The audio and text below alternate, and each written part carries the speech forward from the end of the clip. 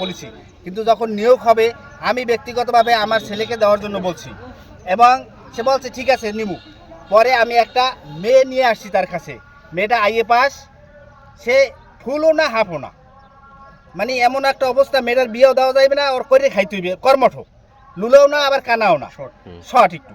এই জন্য আমি তারে 3.5 লক্ষ টাকা বলছি যে এর জন্য দিমু, সে এই মেয়েটা নেয় নাই।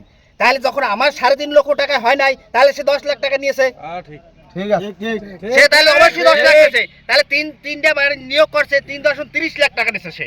এই টাকা এবং এর আইনি হেফাজতে তারে পাঠাইতে হবে সোজাই।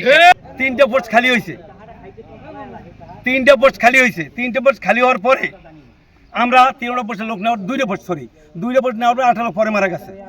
আমরা আমাদের কাছে ওরা বললে, এই যে খোকন করে একটা লোক আছে সভাপতি, ও সুবার আমাকে বললো যে কিছু টাকা লাগবে।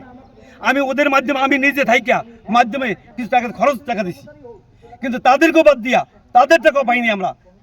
আজকে নিয়োগ হয় এবং এই যে কমিটি হয়েছে, কমিটির কোনো ছাত্র গার্জিয়ান আমরা জানি না, তফসিল ঘোষণা তাও আমরা জানি না।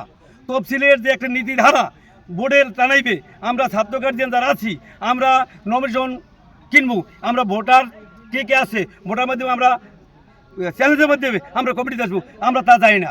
এই বর্তমান যারা কমিটি আছে তারাও জানে না কারে কারে কে কমিটি করছে। আমাদের এখানে কমিটি স্থানীয় কোনো লোকজন নিয়ে কমিটি করা হয় না, এখানে স্থানীয় লোকজন নিয়ে কমিটি করা অনেক দূরে দূরে লোক, যার কারণে এলাকার মানুষের এখানে তো নজর থাকে। এবং সভাপতি যা করা হয়েছে বছরে সে একবার আসে কিনা আমার জানা নাই, আমাদের সাথে দেখা হয় না, আমরা অভিভাবক থাকাকালীন অবস্থায়।